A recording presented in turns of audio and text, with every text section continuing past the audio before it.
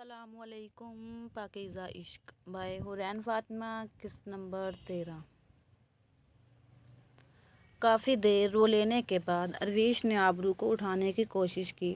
آبرو پلیز اٹھو، مجھے بھوک لگی ہے، میں نے ایروپلین میں بھی کچھ نہیں کھایا تھا، پلیز اٹھو اور میرے لیے کچھ کھانے کو لے کر آؤ۔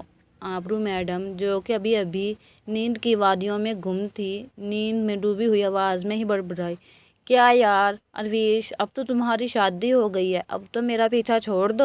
ارحم بھائی کو بولو جا کر جو بھی چاہیے، خود تو شادی کروا لی ہے اور مجھ معصوم کو بھی نیند میں شادی کے خواب نہیں دیکھنے دیتی۔ ہائے یار، میری مایوں کا جورا آ رہا تھا اور تم نے جگا دیا، تم سے تو اللہ پوچھے، جب تیرے جیسے دوست موجود ہوں تو دشمنوں کی کیا ضرورت۔ ہائے میرا مایوں کا جوڑا، میں تو ابھی سیاں جی کی شکل بھی نہیں دیکھی اور تم نے جگا دیا۔ ارویش کو آبرو کی بکواس پر غصہ تو بہت آیا لیکن چپ رہی، کیونکہ وہ صبح صبح کوئی بحث نہیں کرنا چاہتی تھی۔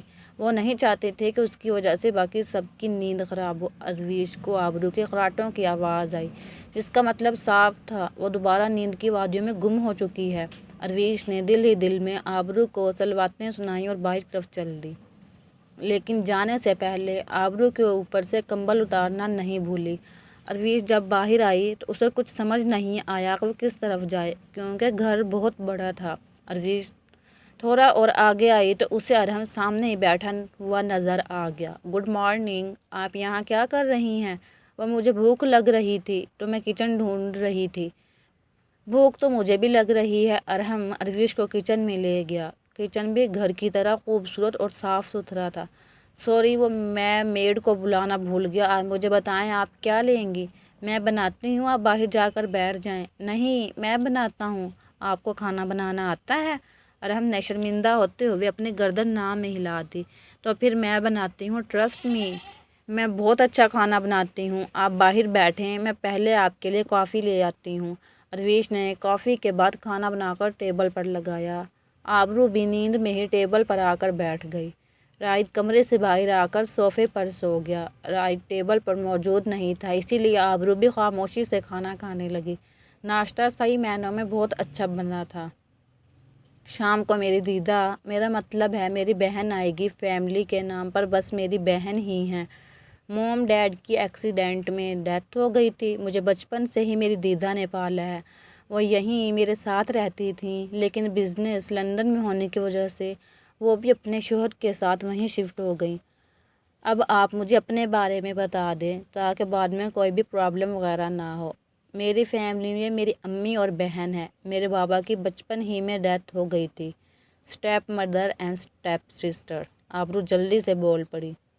ارویش نے آبرو کو گھوری سے نوازا لیکن اسے رتی برابر اثر نہیں ہوا۔ ارحم نے ارویش اور آبرو کو سارا گھر دکھایا۔ گھر واقعی ہی تعریف کے قابل تھا۔ ارویش نے کبھی بھی بڑے گھر کی خواہش نہیں کی تھی، اسی لیے بس دیکھ رہی تھی، لیکن ارویش کو گارڈن والی جگہ بہت پسند تھی، جہاں پر جھولا تھا جس کے ارد گرد بیلیں لپٹی ہوئی تھیں۔ ارویش کو یہ جگہ سب سے زیادہ پسند آئی تھی، جبکہ آبرو سارے گھر کو آنکھیں بڑی بڑی کر کے دیکھ رہی تھی۔ آبرو نے پہلی بار ایسا خوبصورت گھر دیکھا تھا۔ آبرو تعریف کیے بغیر نہ رہ سکی۔ ارحم بھائی، آپ کا گھر ماشاءاللہ بہت زیادہ خوبصورت ہے، میں نے ایسا گھر پہلی بار دیکھا ہے، یہ گھر موم اور ڈیڈ کی پسند سے بنا تھا، ارحم نے مسکراتے ہوئے بتایا۔ لیکن ارویش کی نظریں گارڈن پر ٹکی ہوئی تھیں۔ ارویش کو گارڈن عمارت سے کہیں زیادہ خوبصورت لگا تھا۔ وہ لوگ واپس لاؤنج میں آ گئے جہاں رائد گدھے بیچ کر سویا ہوا تھا۔ رائد گہری نیند میں سو رہا تھا، اسی لیے ارحم کی آوازوں کا اس پر کوئی اثر نہ ہوا۔ ہم شاپنگ پر چلیں گے، آپ کے کپڑے وغیرہ بھی لینے ہیں۔ ارویش خاموش رہی۔ آبرو، آپ بھی آ جانا، اگر کچھ چاہیے ہو تو لے لینا۔ آبرو نے گردن ہلانے پر اکتفا کیا۔ ارحم رائد کی طرف متوجہ ہوا۔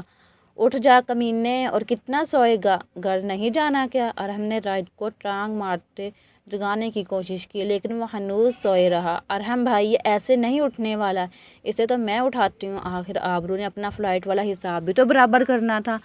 آبرو ڈائننگ ٹیبل پر سے پانی والا جگ اٹھا لائی اور ٹھنڈے پانی والا پورے کا پورا جگ رائد کے منہ کی نظر کر دیا۔ رائد اس اچانک حملے پر بوکھلا کر اٹھا۔ رائد کی نیند خراب ہو چکی تھی۔ ارویش کے علاوہ آبرو اور ارہم نے کہکے لگانے شروع کر دیے۔ ارویش نے آبرو کو گھورا۔ رائد اٹھ کر آبرو کی طرف آیا۔ اس سے پہلے کہ وہ 2 قدم اور آگے بڑھتا، ایک زوردار دھماکہ ہوا۔ رائد دھڑام سے پھسل کر نیچے گر گیا اور ایک بار پھر حال میں آبرو اور ارہم کا کہکا بلند ہوا۔ کیا پرابلم ہے؟ تم نے صبح صبح میری نیند کیوں خراب کر دی؟ اور تو کمینے، تو نے کل کی آئی ہوئی لڑکی کے لیے اپنے دوست کو چھوڑ دیا؟ رائد نے اپنے نہ نکلنے والے آنسو صاف کرتے ہوئے کہا۔ وہ دونوں ابھی بھی ہنسے جا رہے تھے۔ ہنس لو، ہنس لو، میں نے اس کا بدلہ نہ لیا تو میرا نام بھی رائد نہیں۔ چلو تو پھر تمہارا نام بندر سہی، ویسے بھی تمہاری شکل بندروں والی ہے۔ آبرو، شرم کر لو۔ کیا پرابلم ہے تمہیں رائد سے؟ ارویش نے آبرو کو جھاڑنا مناسب سمجھا۔ رائد کو تو فیور مل گئی۔ اس نے ایک بار پھر اپنی ڈرامے بازی شروع کر لی۔ بھابھی یار دیکھیں کتنا پیارا فیس ہے، کوئی کیسے اس فیس پر پانی گرا سکتا ہے؟ توبہ توبہ رائد، شرم کر لے، صبح صبح اتنا بڑا جھوٹ۔ استغفر اللہ، بندر جیسی شکل ہے تمہاری، پھر کہاں سے پیاری ہوئی؟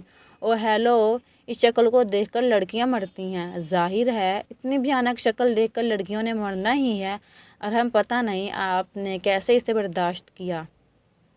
دیکھ لو، میری ہمت ہے کہ میں اسے بچپن سے برداشت کرتا آ رہا ہوں۔ یوں تم نے کبھی خود کو آئینے میں دیکھا ہے؟ اپنے بارے میں کیا خیال ہے؟ آئینے میں دیکھنا پوری کی پوری چڑیل ہو جس نے آج تک بھابھی کا خون چوسا ہے۔ دیکھو ذرا انہیں، بیچاری کتنی کمزور ہیں۔ اگر میں چڑیل ہوں تو تم بھی کوئی شہزادے نہیں ہو، تم بھی تو جن ہو۔ بس کرو، تم لوگ بچے نہیں ہو جو لڑے جا رہے ہو۔ اور ارہم، آپ بھی ان کو روکنے کی بجائے برابر کا حصہ لے رہے ہیں۔ دیکھ ارویش، میرے بارے میں جو مرضی بول، لیکن میرے ارہم بھائی کے بارے میں کچھ بھی نہیں بولنا۔ ارویش نے شوق کے عالم میں آبرو کی طرف دیکھا۔ میری بہن ہیں وہ، تمیز سے ان کے ساتھ بولو۔ ارہم تو مزے سے ان کی لڑائی انجوائے کرنے لگا۔ ارہم، ہم نے شاپنگ پر جانا ہے، جلدی چلے ورنہ ہم لیٹ ہو جائیں گے۔ ارویش کی بات سن کر ارہم جلدی سے کھڑا ہو گیا۔ چلو آبرو، اس کے منہ لگنے کا کوئی فائدہ نہیں ہے۔ رائد تو اپنے دوست کی 2 نمبری پر اسے غصے سے گھورنے لگا۔ رائد، آپ پلیز چینج کر لیں، نہیں تو بخار ہو جائے گا۔ ارویش کی بات سن کر رائد نے ارویش کے سر پر ہاتھ رکھا۔ ارویش، آپ کو پتہ ہے میری کوئی بہن نہیں ہے، کیا آپ میری بہن بنو گی؟ ارویش کا خود کا بھی تو بھائی نہیں تھا، اس نے بھی ہاں میں سر ہلا دیا۔ آپ مجھے میرے نام سے پکارا کریں، مجھے بھابھی نہیں بولا کریں، کیونکہ 1 مہینے بعد میں آپ کی بھابھی نہیں رہوں گی لیکن آپ کی بہن ہمیشہ رہوں گی۔ رائد نے دل ہی دل میں خود سے ایک عہد کیا تھا کہ کچھ بھی ہو جائے میں اپنی بہن کا گھر ٹوٹنے نہیں دوں گا۔ رائد خاموشی سے روم میں چینج کرنے چلا گیا۔ ارویش باہر چلی گئی جہاں ارہم اور آبرو پہلے سے ہی موجود تھے۔ آبرو بیک سیٹ پر بیٹھی تھی، ارویش بھی اس کے ساتھ جا کر بیٹھ گئی۔ ارویش، ارہم بھائی کو کوئی ڈرائیور سمجھا ہوا ہے کیا تم نے؟ وہ کوئی ڈرائیور نہیں ہے، میرے بھائی ہیں۔ چلو شاباش، آگے جا کر بیٹھو، یہ نہ ہو کہ لوگ انہیں ڈرائیور سمجھ لیں۔ ارویش تو اپنی دوست کے بدلے بدلے رنگ دیکھ کر دنگ رہ گئی اور خاموشی سے اٹھ کر آگے جا کر بیٹھ گئی۔ پھر ارہم نے کار شاپنگ مال کی طرف موڑ لی۔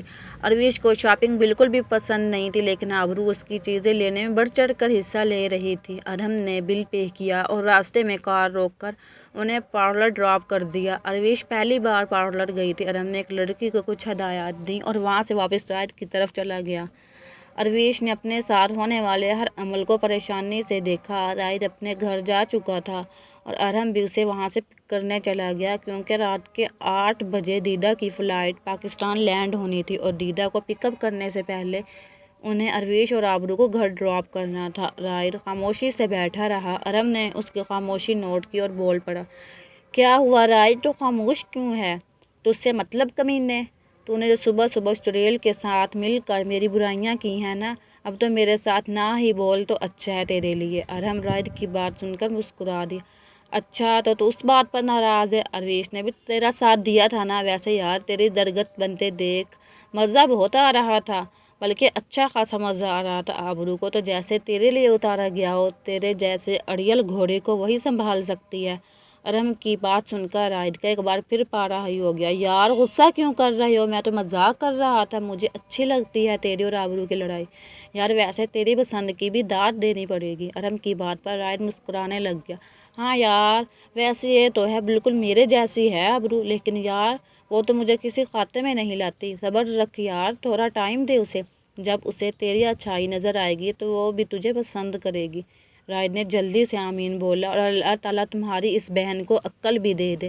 میں نے اسے بہن کہا ہے، میری بہن کے بارے میں ایسے مت بول۔ او بہن کے بھائی بس کر جا، اتنی بھی سیدھی نہیں ہے وہ۔ یہی چیز تو مجھے یقین دلاتی ہے کہ وہ تیرے نصیب میں لکھی جا چکے، کیونکہ جیسے کو تیسا ہوتا ہے۔ Same to you. Arham Raid کو بس گھور کر رہ گیا۔ پارلر والی نے ارویش کو مکمل طور پر ریڈی کر دیا۔ کیا آپ کے شوہر کو آپ کے ہیئرز پسند ہیں؟ پتہ نہیں کیوں آپ کیوں پوچھ رہی ہیں؟ کیا ہوا؟ انہوں نے مجھے آپ کے بالوں کو ہاتھ لگانے سے منع کیا تھا۔ ارویش کو یہ سن کر حیرت ہوئی۔ ارویش دل ہی دل میں سوچنے لگی، ارہم نے تو مجھے دیکھا تک نہیں، تو پھر انہوں نے میرے بال کیسے دیکھ لیے؟ اور میں تو اپنے سر کو کور کر کے رکھتی ہوں۔ اتنے میں آبرو بھی وہیں آ گئی۔ او مائی گاڈ! آبرو زور سے چیخی۔ ارویش اپنے خیالوں کی دنیا سے باہر آئی۔ کیا ہوا آبرو، تم چیخ کیوں رہی ہو؟ یار واو، ماشاء اللہ، تم کتنی پیاری لگ رہی ہو، اور ارہم بھائی تو تمہیں دیکھ کر ہی بے ہوش ہو جائیں گے۔ اف ہائے، چلو اب لینے آ گئے ہیں، اب کیا یہیں کھڑے رہنا ہے؟ ارویش کو آبرو کی باتیں بے تکی لگ رہی تھیں۔ ارویش نے چادر اٹھائی اور اوڑھ لی اور خاموشی سے چل پڑی۔ آبرو نے جلدی سے ارویش کی چادر پکڑی۔ رہنے دو، کار میں بس ہم ہی تو ہوں گے۔ آبرو ارویش کار پکڑ کر اسے باہر لے گئی۔ ارہم اور رائد ان دونوں کا ہی باہر ویٹ کر رہے تھے۔ ارہم نے جیسے ہی سامنے دیکھا تو پلکیں جھپکنا بھول گیا۔